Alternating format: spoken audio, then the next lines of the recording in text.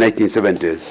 One of the problems I had is the fact that those people have worked for Shell longer, some of them 20 years, and I'm now their boss. Number two, they are older than me. And actually, they were calling me Mzee. But you see, I'm Mzee in your 20s, and they are older than you. Now, it becomes very difficult to know how to relate with them. When they are older than you, because obviously, there was only one university in Kenya, so there are very few people who had gone to university. So the chances that you are going to be managing graduates is very low initially. And it was not working. I was not finding it very easy. What I liked about my job in the bank is that I could be held accountable for what I did. If I failed, I knew I'm the one who had failed. In this other job, my people are failing, and I'm not allowed to say they failed. It is me who failed. The guy is lazy. The guy is rude. The guy comes late. But then, since the boss gave me work, our work, when I'm reporting to him, I'm not supposed to be reporting about people. I'm supposed to perform, isn't it? And I found it very, very difficult. I don't know whether that's something you share. Because I thought, if only I worked myself, this thing I would finish. But how did they give? And of course, I'm not allowed to fire them. Because if I could, I would fire every one of them. Because our HR department does not know how to. How could they recruit hopeless guys like this? But now I have to work with them, although I don't think greatly of them. And that's the challenge initially. So that you are thinking, if only I did not have, my problem are people. My problem is not work. My problem are people. But then the amount of work my section has been given cannot be done by one person. And I discovered there was a temptation to keep getting work from them. If somebody does badly, I say, bring it. Because I don't want to embarrass myself. I want to do it myself. But by doing it myself, many things remain undone, and the guys are still earning their salary. They don't share it with me. But I'm doing their work. And that's the challenge that all of us who become supervisors of anybody have to handle and deal with. Unfortunately, the only, for example, some people like you ask young people in school, what would you like to be in life? I would like to be a CEO. I say, sure, that's the easiest job to take. Because all you need is to establish a kiosk, and you're the CEO. Is the chief executive officer. So if there are no employees, you are the CEO. It's the easiest job to get. CEO is very, very easy. But the trouble is, once there are people to manage, that's when the trouble comes. And that's what I'm hoping during the day we'll be struggling with. How do you get results through others? You cannot be the one to do the thing for three problems. Number one, it's too much. You can't do alone. Number two, unfortunately, some of the things you are being given to do, you don't do well. You don't know it well. Although you are the boss, somebody under you knows it better than you. Like now, me, new to the whole industry, those people knew things much better than me. I'm still their boss. But there are certain things they knew better than me. So again, I can't do it because I don't know. I need to learn. And thirdly, if I actually achieve everything without them, I myself will be fired. Because they'll know I'm not getting results from others, through others, I'm getting results from myself. And the boss will know I have no skills in leadership and management, he had better get rid of me. So you can see the challenge we are talking about. And the truth is, the productivity of the department or section will certainly go down if you work all on your own. That's really what our discussion is throughout today. So, to perform very highly, get results in your department, my suggestion, which is the first thing we are dealing with, is to become a servant leader. And that's what we will start with. Become a servant leader. And what we will find out What does it mean? How do you do it? Because Jesus told us he was a servant leader. He told them, those of you who are big, no, the route is not that way. Become a servant. And according to Jesus, you will be a high performer the moment you know how to get results by serving others. What does it mean? And that's why I've drawn a pyramid upside down. The normal organizational is a pyramid right side up. You have the majority below you. As you get to the level, fewer and fewer people. At the top is the CEO, sitting on everybody else. That is now what Jesus called the people of the world. That's the way they run things. But he says, I'm introducing something new, where you turn the pyramid upside down. The CEO becomes the servant of the whole structure. And the more senior you are, the greater the load you carry. In fact, you don't want to go down. Because the more senior you become, the greater load you got, the more responsibility you have. To be a servant leader is to accept responsibility for other people's mistakes. To be a servant leader is to become the facilitator of other people's performance. So that when they don't perform, you know you are the one with the problem. You did not facilitate them. Now that's really what you are talking about. Where you understand. And you know that happens to be the truth. If you facilitate people better, they work better. If you are, for example, the department head, and the people start being, you are questioned every you wake up. Your major job as the manager of the department is so and so properly equipped. Is so and so qualified to do what I've given them. Is so and so having the support they require. And it's your responsibility to ensure they are properly facilitated. The moment they realize that you are so interested in their welfare, you are spending all your time trying to create a good welfare, they will stop fending for themselves and concentrate on work. The moment people know, your subordinates know you don't care about them, they will do what we call in management short-circuiting. Finding a way of going to HR to tell HR, is my leave from there? Is my leave from, has it been approved?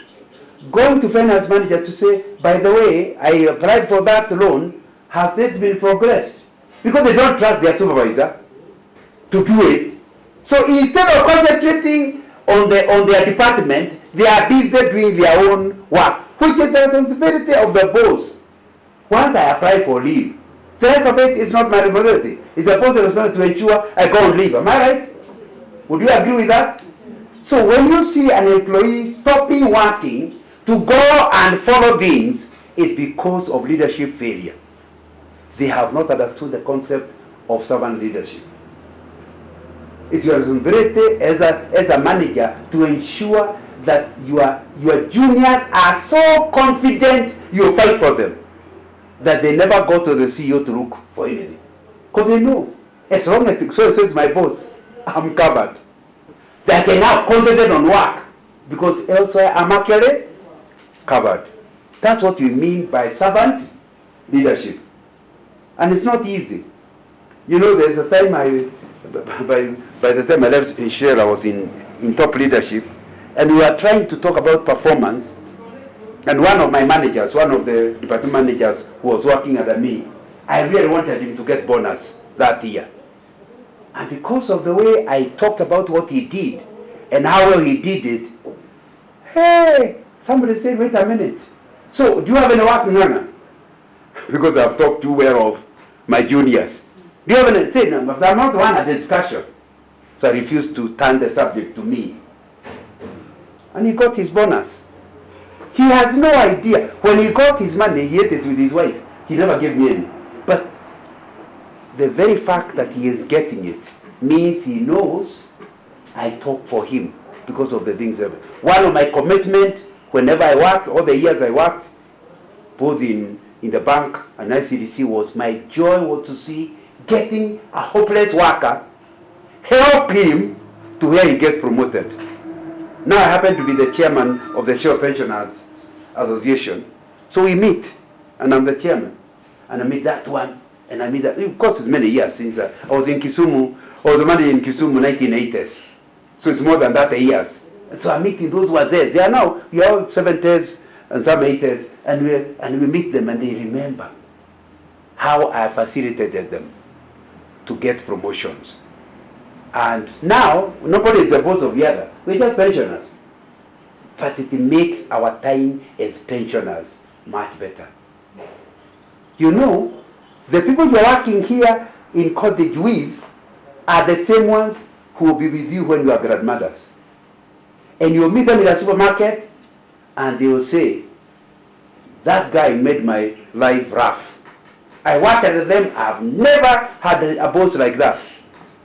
We were walking on the street not too long ago with my wife. And of course, she was in high school, late 1960s. And we bumped with somebody, and hi, and they didn't even talk for long. I said, who is that? I asked her, what is that? He said, yeah, that was a Form 2 when I was a Form 1. Of course, they left school 50 years ago. And she told me, what do you remember? I can't remember, but all I remember she was a rough girl. She gave us such a rough time. Remember, she's a grandmother. But all my wife can remember is rough. You think he's going to buy her a cup of tea? Even after 50 years. Now, remember, you are planting seeds that will harvest in your old age. If you want to win your old age, tackle your stuff badly. First problem. Second problem. Some of the people under you are likely to be your future bosses. I know you don't want to believe it, but I worked long enough to know that. That you are supervising somebody, then he ends up in another department, then he gets a promotion, so within no time you are equal, so now both of you can become CEO, then he becomes CEO, and you report to him. It is time to harvest what you planted. And that one does not even wait for retirement. And if the Lord gave me enough time, I would like to discuss this subject 30 years from now. And tell me whether some of the people who work under you do not end up being your supervisors. And sometimes you can't tell. You can't tell what happens. These are things. It's not that you are lazy at all. It is circumstantial. Because you are working in a department and there are not many opportunities for promotion. Somebody moves to another department and then the person there dies. So the organization has no alternative than to promote them. So they are equal to you. Then they do certain things that makes the board know they can do well somewhere. Finally they have to become your boss. And by the way, nobody remembers that they used to work under you. It's only you know. And if you treated them badly, they also know.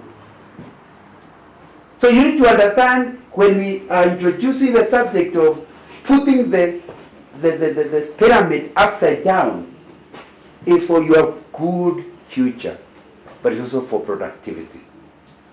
And my prayer and hope you understand that if you treat your staff, the junior staff, the ones that are you, in such a way that they feel confident in you, you will make your work easier, but in addition to that, you increase productivity, and you'll also end up with a longer life and enjoyment in retirement.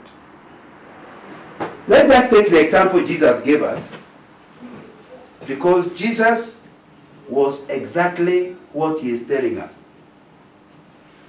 Can somebody read for me John chapter 13? I'm assuming your Bibles are in your phone, so I believe you didn't come with your...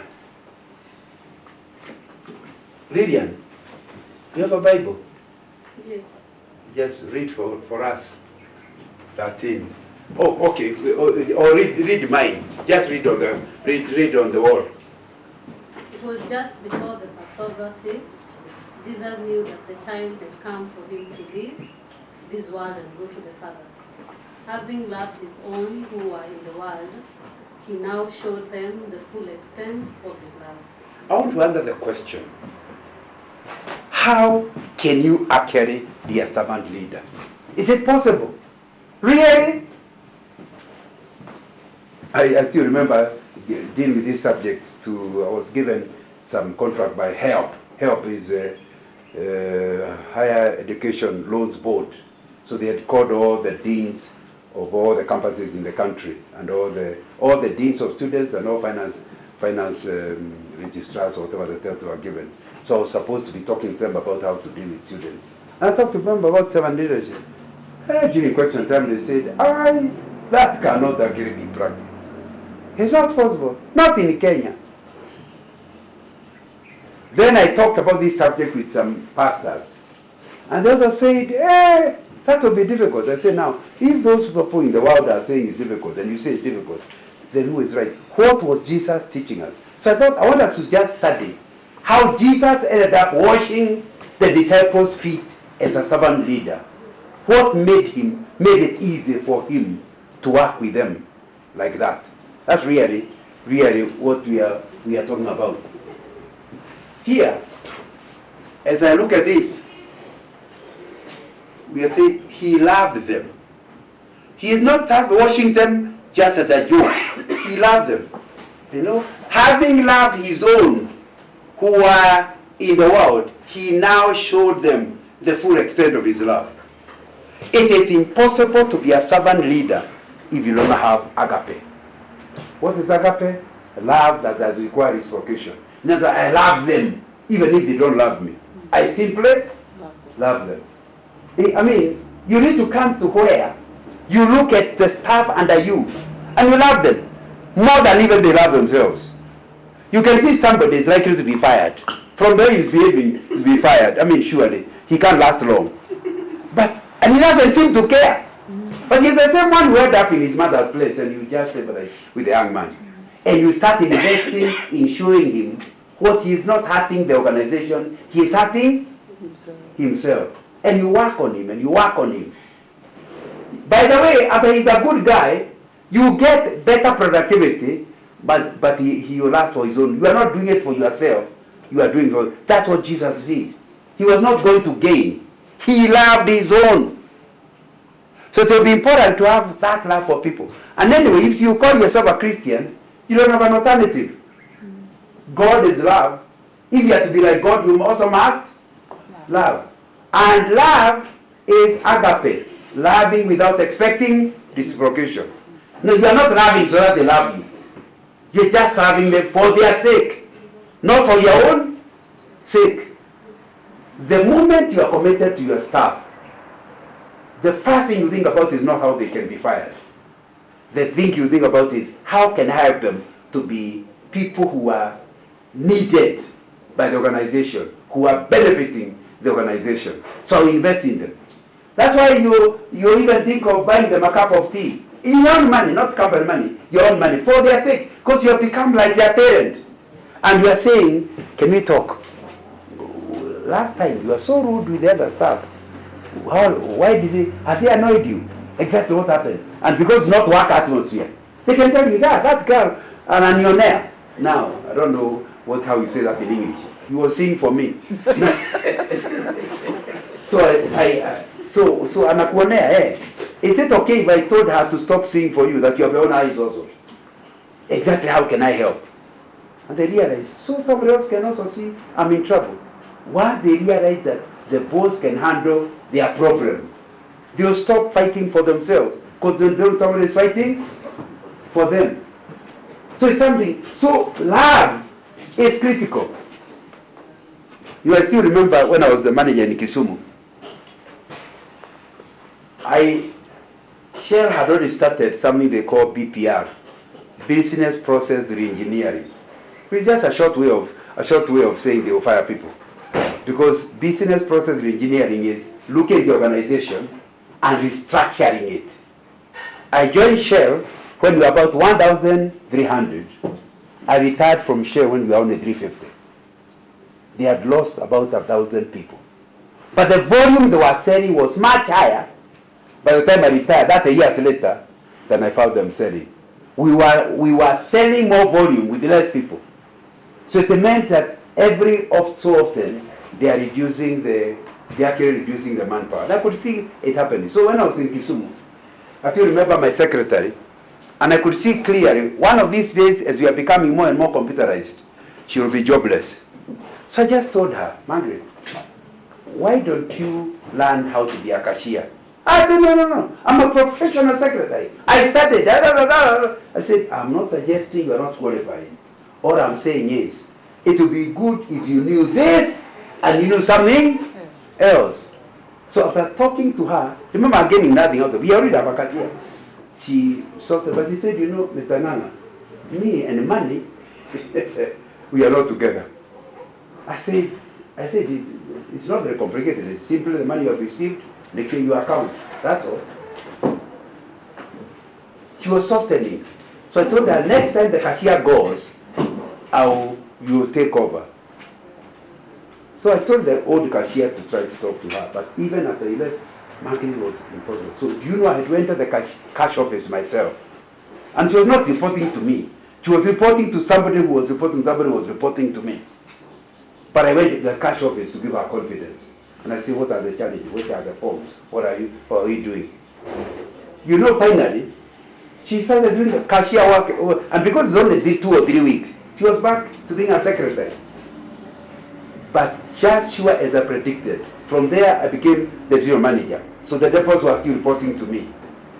I still remember flying to Kisumu. At the time they were doing the next BPR. And everyone was leaving. The place was reduced, but not Margaret. Because Margaret can combine 2 jobs at the same time. And however much you computerize, PESA needs a human being. Am I right? So everybody lost their job except Margaret. And she stayed there until she reached retirement. So every time I flew to Kisumu, we would both smile that she handled cash office. Now, I'm telling all those stories so that you start understanding. Even me, meeting her, the retirement as a pensioner, meeting her excites me. To know that God used me to ensure her children were able to finish university, rather than be thrown outside earlier, simply by insisting you are a specialist. You cannot do something else. Now, since I've done nothing, the only motivation I can have is love. Are we together?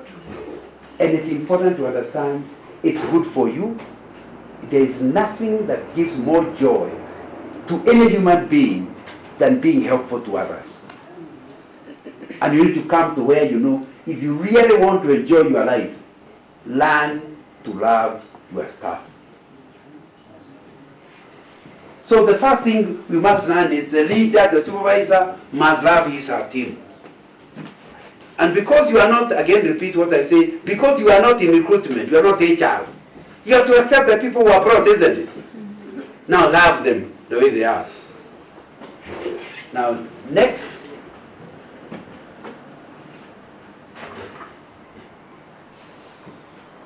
keep going. Oh, he left. Let's start here. Just read that verse for me. Leader has God confidence, not insecurity or just self-confidence. The evening meal was being served, and the devil had already prompted Judas Iscariot, son of Simon, to betray Jesus. Jesus knew that the Father had put all things under his power. Jesus is teaching us that the leader must have God confidence, not insecurity or just self-confidence. What I've been describing so far is very insecure. Makes you very insecure. Because the more you empower others, the greater the possibility you can be removed and they take over from you.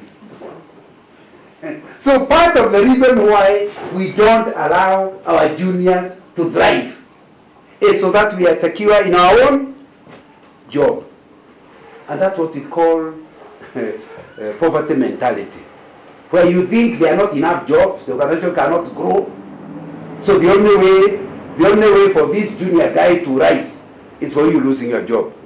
And because you want to lose it, you are hard on them. You even want to negatively report. You keep talking negatively about your staff, so they cannot be promoted. Here we are learning, Jesus was so secure, he knew that the Father had put all things under his power. When you have the confidence that even if you lost a job in cottage, you are so good, you are so skilled, you can even get another job somewhere else, then you don't hold like a job you have like you are dear life, like you can, so that you are fighting others because you think they can take. So if you have to be a servant leader, you need to have that confidence that somehow you're not in this job just on your own. Anyway, 3 things. Number 1, you yourself must find out, how did you get that job? Did God give you the job, or you bribed to get the job? Because if you bribed, then you have to hold tight on it, isn't it? If you know God gave you, obviously, where God produced that job, He can produce others, isn't it? And sometimes He doesn't want you to last there forever, like me, who lasted 30 years in one place. Sometimes He wants you to move.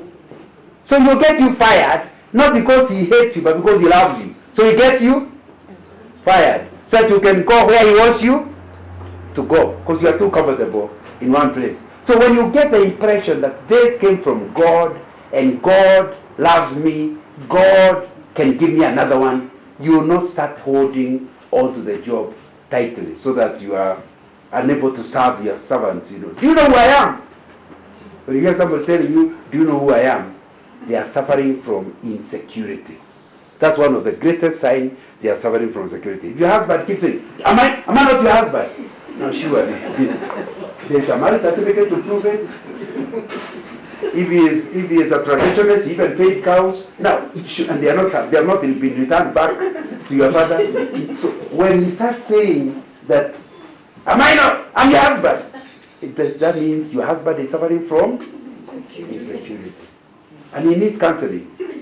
And there's a counselor here.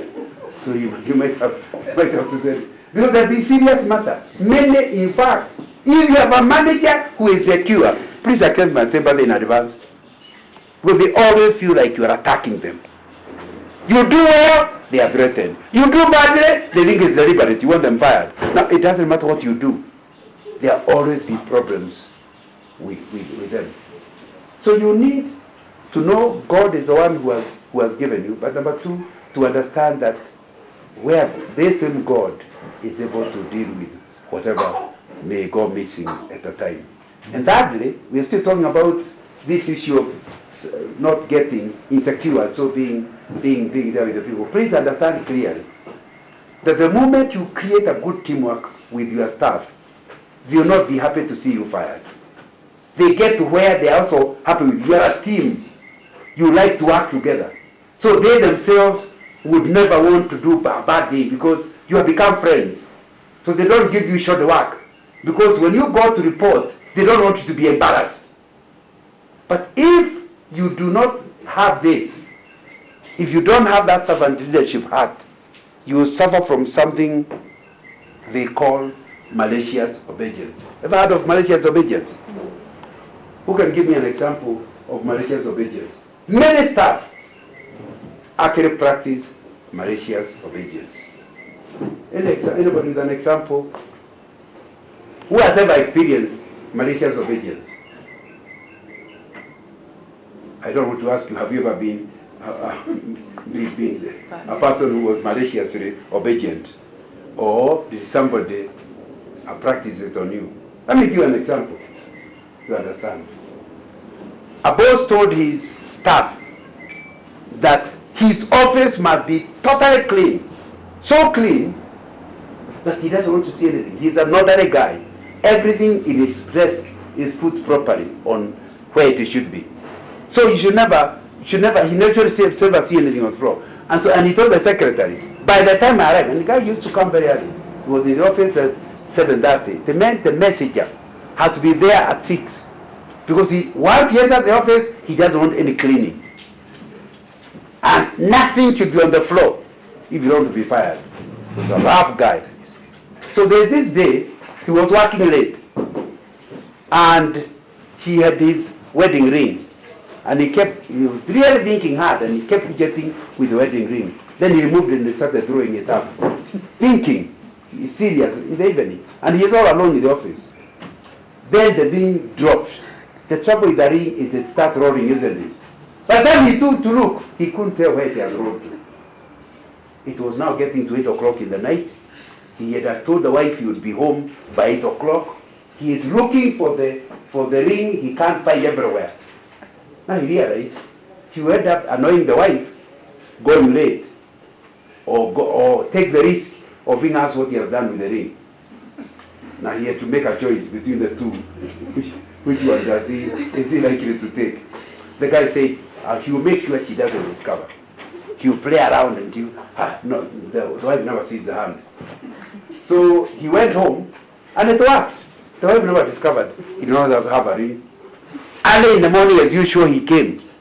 But of course, the messenger had arrived even earlier. And as usual, he cleaned everything. So as soon as he arrived, he looked now. He has, you fool! Well, I don't even know why he's insulting the messenger. Have you seen anything on the floor? Says, no. You fool, you have not seen anything? No. Have you prayed 12 hours? Yes, I've served as per your instructions.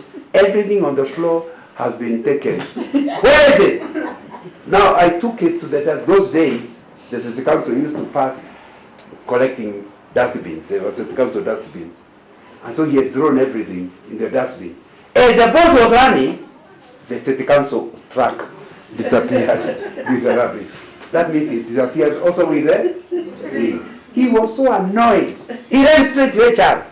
You must fire the messenger. So what has he done? She told the story. He said, but you know, you cannot fire him. The union will be on our case. If you are the one who gave instructions that anything and everything on the floor must be thrown to the dustbin, the guy obeyed you to the letter. How can he be fired when he is obedient? He should have followed the city council track.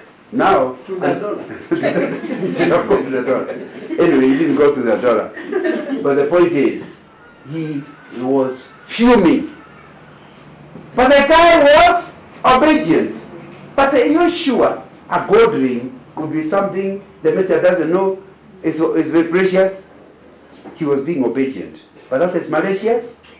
Obedience. When you do not become a servant leader, you take the risk of your staff becoming maliciously obedient. Where they are doing exactly what you told them. And destroying you. At the same time. And you feel, and they play that game very well. They see you wanting to fire them, then you realize, I'm the one who told them. But when you become a servant leader, there is a kind of commonality, of teamwork that comes, that makes them want to cover your back. Because they also know you are covering theirs. Am I clear? That's really what you're talking about when you're talking about insecurity. To me, that's something you must fight. The idea of imagining that cottage is the only place you can get a job, yes? We can have the tea at 10:30. Yeah, is it 10:30 now? It's 5 minutes too. So, okay, since we are here longer, I'll take the balance of the time. But let me still take the 5 minutes. But are we communicating that far? Yes.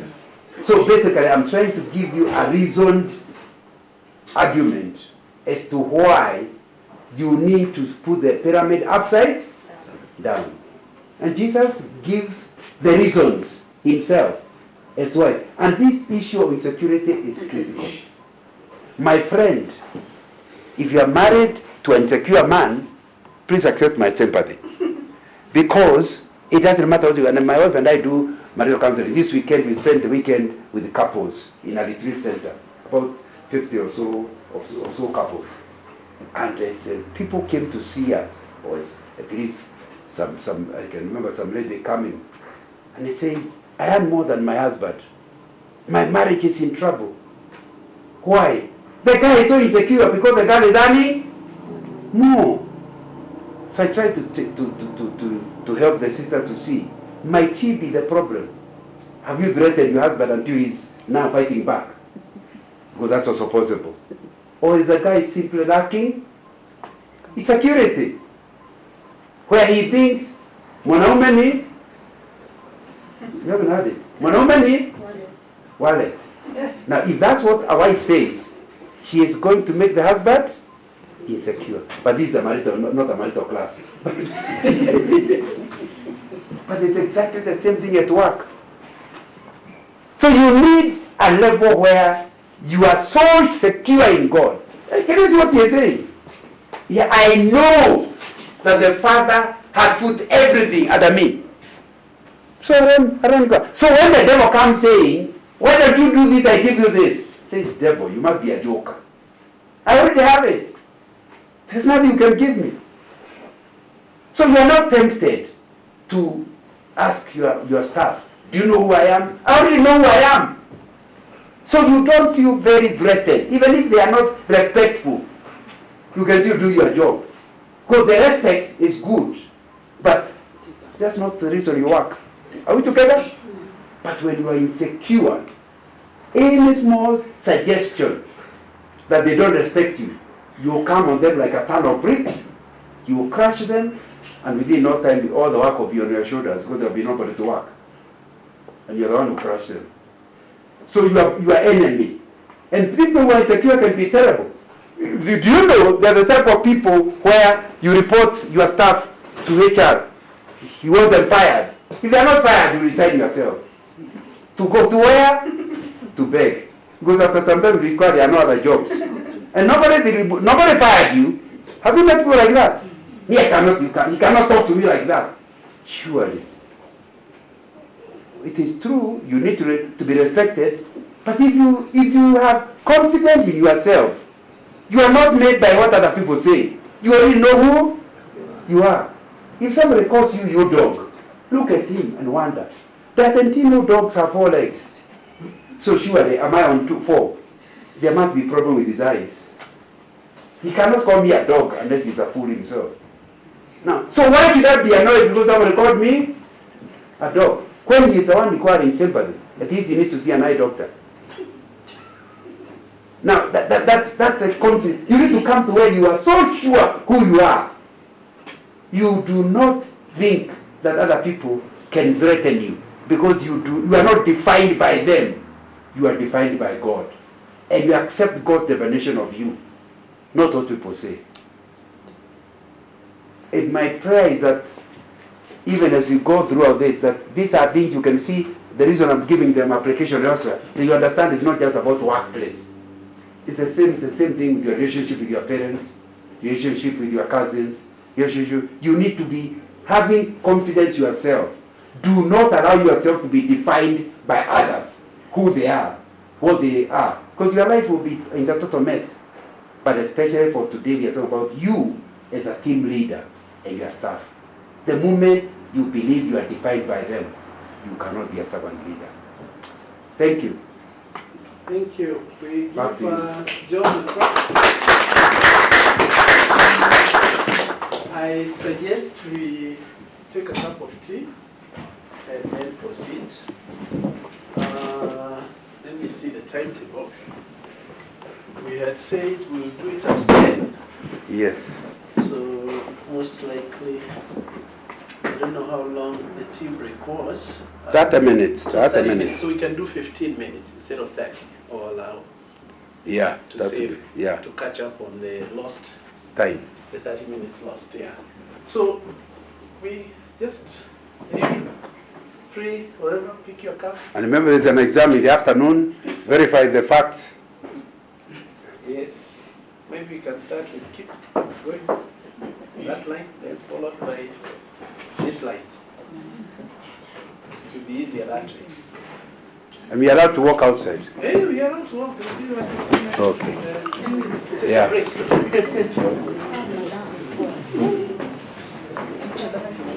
It's actually a break. Yeah, so So, you don't have to keep sitting. oh, no. Everything, how are you? Let me go quiet. Sketchy. How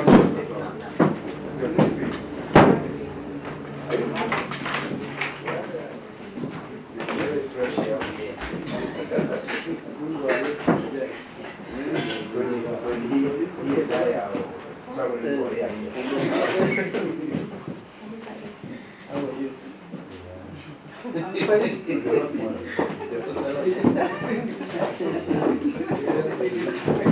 is doing a good job.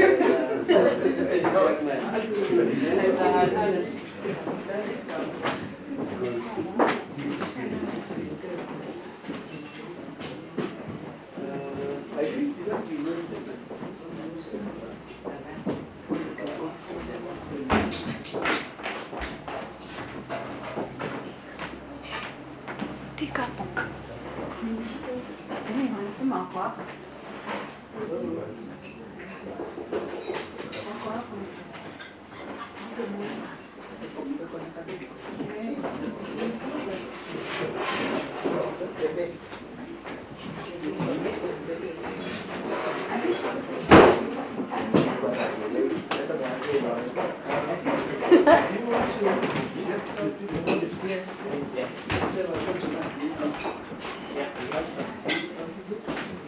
deep fried sweet potatoes and onions, and deep fried potatoes.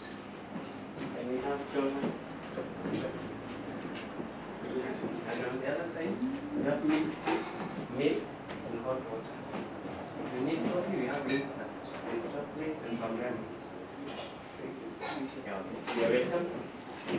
Yes.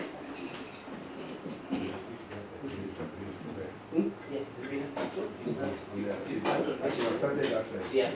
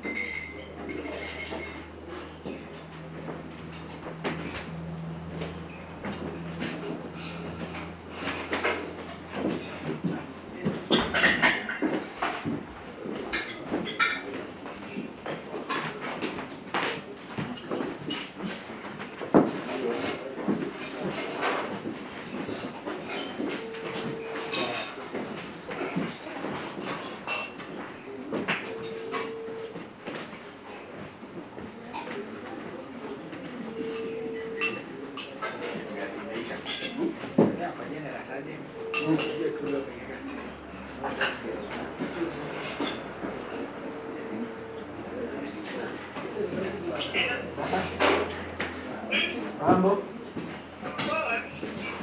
Yung mtu wake amefika? Eh? Mumechenjiwa, sasa hapo hapo. Okay.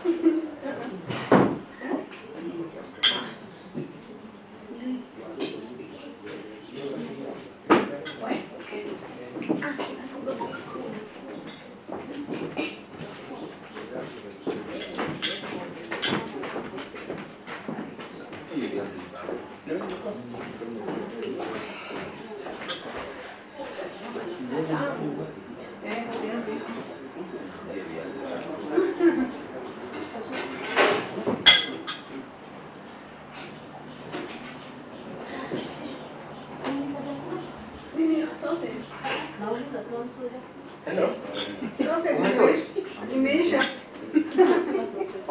Amekupea receipt. Ninasoma pesa ngapi? Na umekija na confirm inafika. Haya sawa.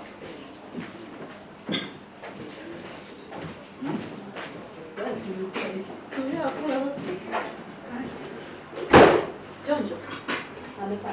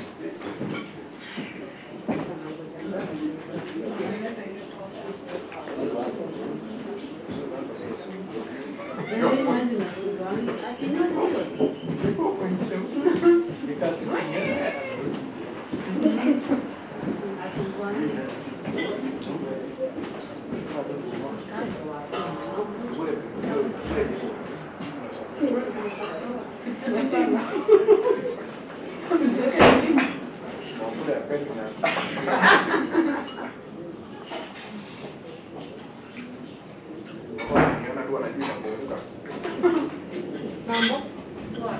Majina yako tatu?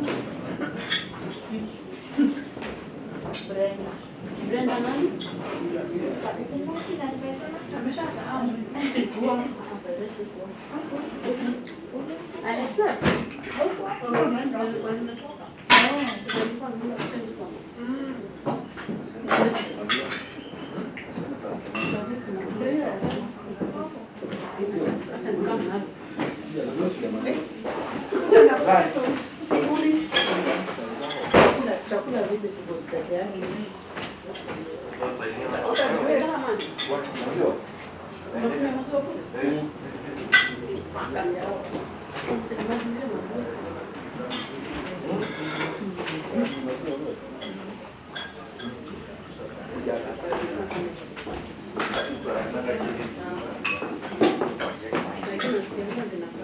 Hizo hao majenzi wameenda.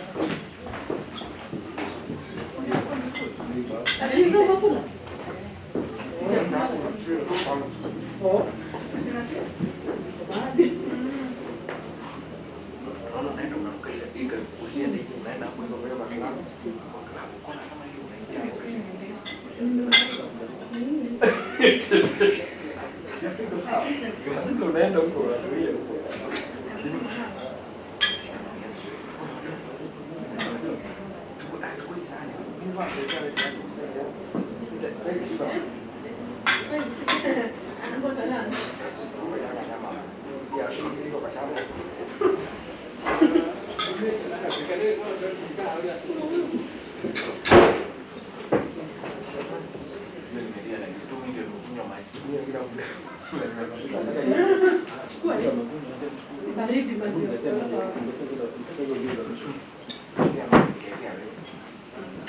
Hizo zitarusha wewe na watu.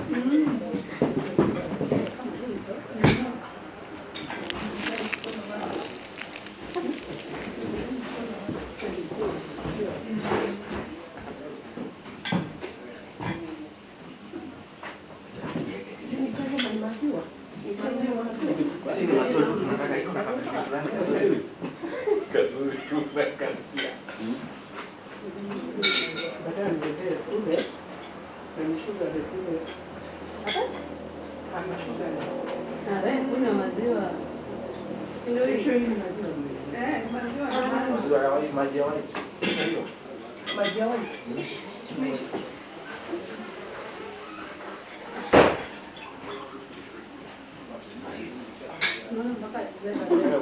Ziko sawa. Unataka nini viazi?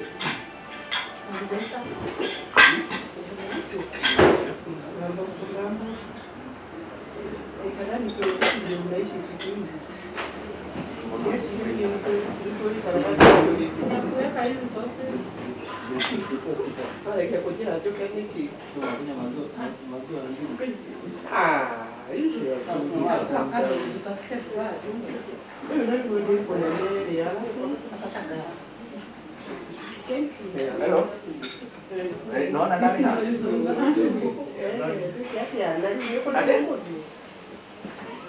Jose. Sawa, leo unaona.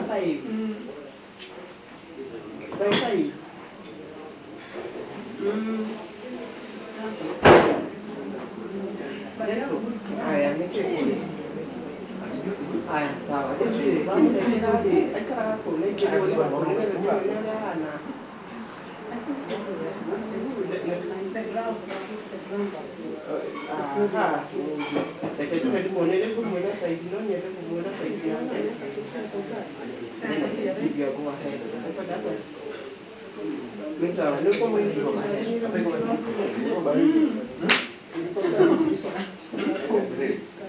haya, sawa. Wona woka make sure tumepatana. Salimiana na ukana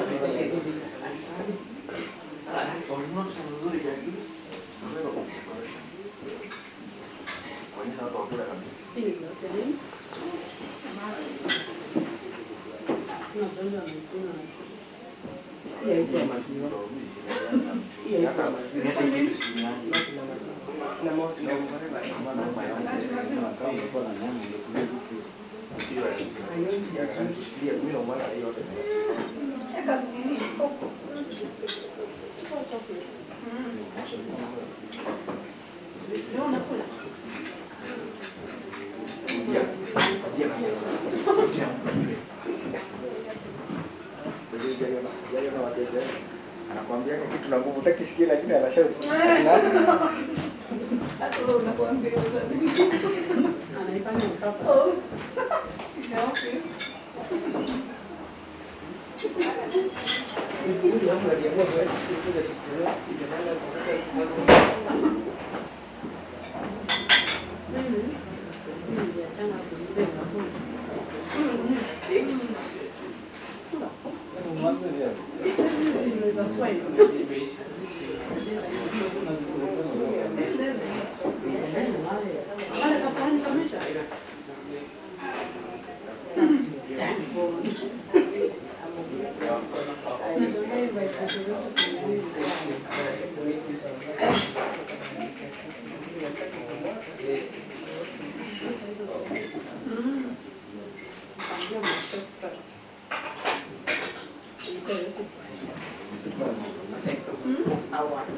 Unless wengine. Unamwambia lemon.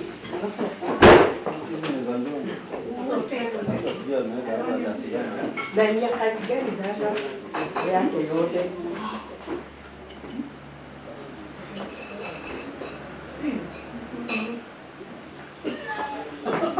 Ndiye ni wapi mtoto?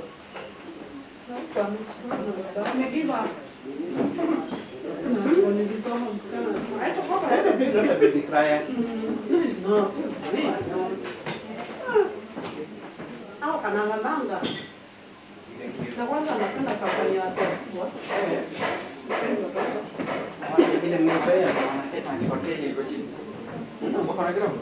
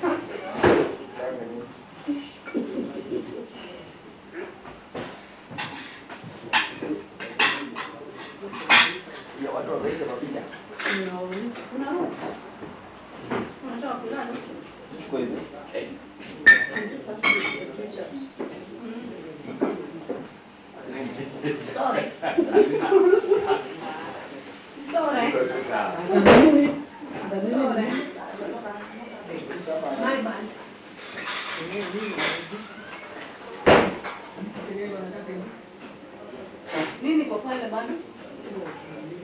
Warundo mangu washe. Leo wewe. Kujua.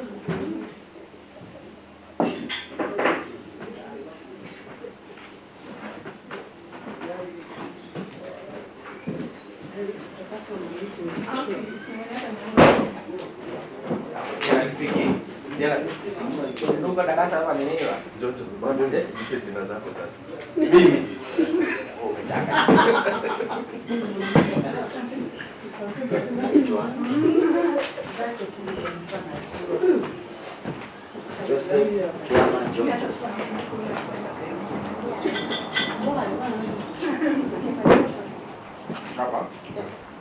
Unamwambia hivyo acha zisome. Kwani? How you feeling?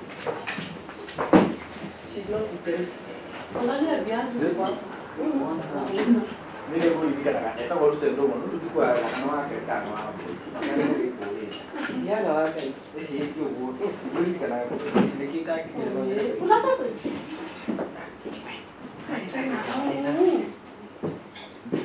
Acha tukae na hii hapa. 15 minutes gone. Exactly. Okay.